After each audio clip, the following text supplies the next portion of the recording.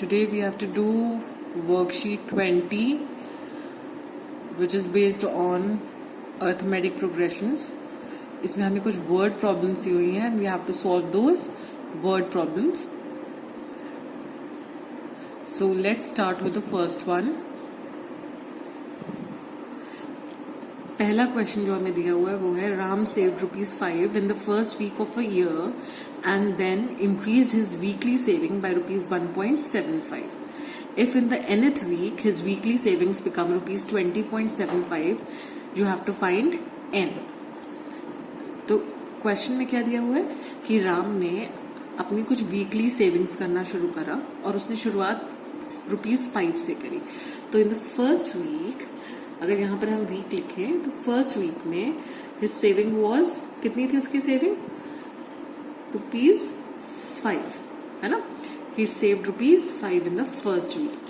Second week में, in the second week he increased his weekly saving by ₹1.75. increased his weekly saving का मतलब क्या हुआ कि जितनी पहले कर रहा था उससे 1.75 ज्यादा. तो 5 तो कर ही रहा था, है ना. अब उसमें 5 में ₹1.75 और ऐड कर दिए. ठीक है. So that makes it ₹6.75. Third week में जितनी सेकेंड वीक में कर रहे थे, सेकेंड वीक में कितनी थी? 6.75.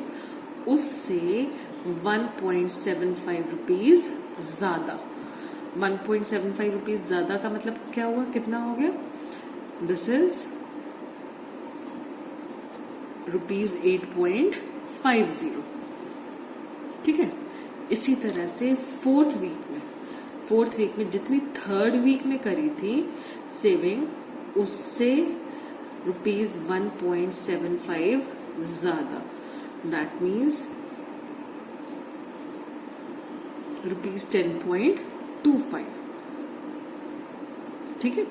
एक बार क्वेश्चन को दोबारा देखिए. Ram saved ₹5 in the first week of a year. First week of the year में ₹5 and then increased his weekly saving by ₹1.75. फिर उन्होंने अपनी वीकली सेविंग को ₹1.75 से इंक्रीज कर दी. ठीक है. In his nth week his weekly savings become ₹20.75. nth week, अब हमें नहीं पता कि कौन सा वीक की बात कर रहे हैं ये. nth वीक में इनकी सेविंग कितनी हो गई है? ₹20.75. I hope this is clear. तो आप एक चीज ऑब्जर्व कर रहे हैं कि फर्स्ट वीक में इट वॉज ₹5, सेकेंड में इट वॉज 6.75. तो इंक्रीज कितना है? 1.75 का. हर बार फर्स्ट वीक से सेकेंड वीक में 1.75 का इंक्रीज आया, सेकेंड से थर्ड वीक में 1.75 का इंक्रीज आया, थर्ड से फोर्थ में 1.75 का इंक्रीज आया. दैट मीन्स 1.75 जो है that is the common difference, है ना. क्योंकि अगर आप फर्स्ट वीक में को अगर हम A1 ले लें, A1 में हमारी सेविंग कितनी है? 5. सेकेंड वीक को अगर हम A2 सपोज कर लें तो सेकेंड वीक में हमारी सेविंग क्या है? 6.75. थर्ड वीक में हमारी सेविंग क्या है? 8.50. फोर्थ वीक में हमारी सेविंग क्या है? 10.25. इसी तरह से AN में हमारी सेविंग है 20.75. तो सबसे पहले हम क्या करेंगे? विल फाइंड आउट D पता लगाने के लिए. आपको पता है common difference is the difference between any two consecutive terms. तो D हमारा हो जाएगा A2 minus A1 which is 6.75 minus 5, that is 1.75. इसी तरह से किसी भी और का भी हम एक बार निकाल कर देख लेते हैं. तो A3 माइनस A2 कितना आया? A3 कितना है हमारा? 8.50 माइनस 6.75. तो ये कितना आया? सब्ट्रैक्ट करने पे 1.75. तो आप देख रहे हैं कि जो कॉमन डिफरेंस है वो सेम ही आ रहा है, क्योंकि ऑब्वियसली हम हर बार 1.75 से इंक्रीज कर रहे हैं. तो यही क्या है? हमारा कॉमन डिफरेंस है. ठीक है. तो अब हमें A1 पता है, AN पता है. ठीक है. अब हमें निकालना क्या है? We have to find out N. We know that AN is equal to A1 plus n minus 1 into D.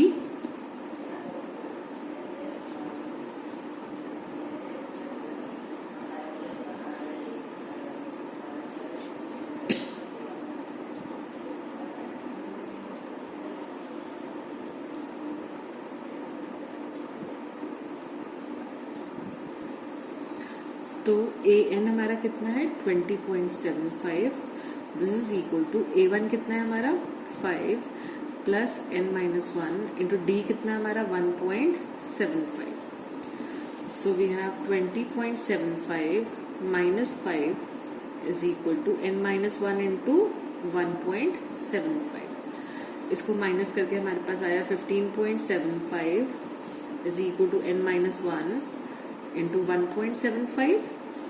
15.75 upon 1.75 is equal to n-1. इसको कैलकुलेट कर we get 9. 9 is equal to n-1. That means n is equal to 9 plus 1 which is 10.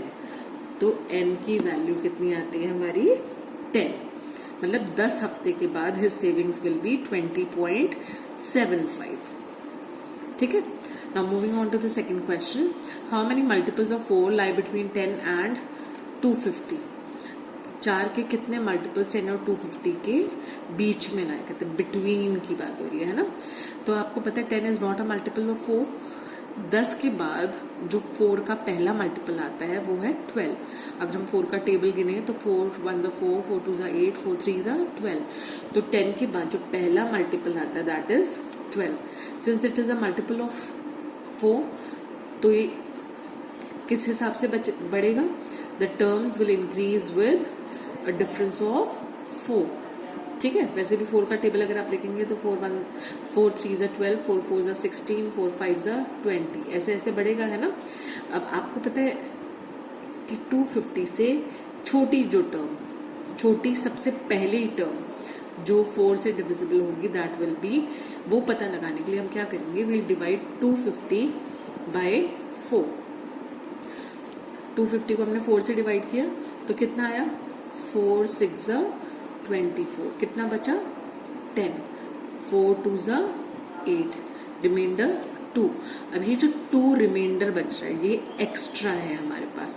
अगर ये 2 ना बचे तो हमारा number 4 से पूरा डिवाइड हो जाएगा है ना. इसका मतलब ये 2 एक्स्ट्रा है तो हम 250 में से 2 सब्ट्रैक्ट कर देंगे. 250 में से जब आप 2 सब्ट्रैक्ट करेंगे तो आपके पास आ जाएगा 248. तो इसका मतलब जो लास्ट नंबर है जो 4 से डिविजिबल होगा दैट इज 248. अब हमें पता लगाना है how many multiples of 4 lie between 10 and 250. 12 is the first multiple, 248 is the last multiple. अब हमें नंबर ऑफ मल्टीपल्स पता लगाने, हाउ मेनी मल्टीपल्स है ये पता लगाना. That means we have to find out n. और हमें an पता है कितना है, an is 248.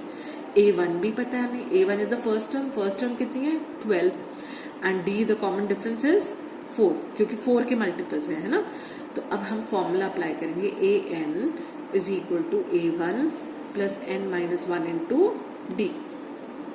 That means 248 is equal to 12 plus n-1 into 4.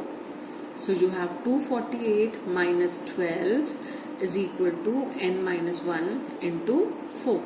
248 minus 12 is 236. 236 is equal to n-1 into 4. अब ये 4 यहाँ मल्टीप्लाई में इधर आकर डिवाइड में आ जाएगा. is equal to n-1.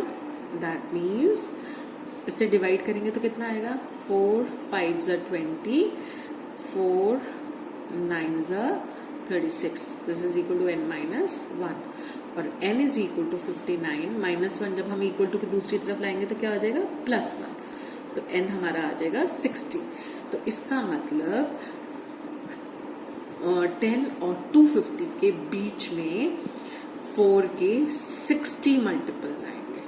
There will be 60 multiples of 4 between 10 and 250.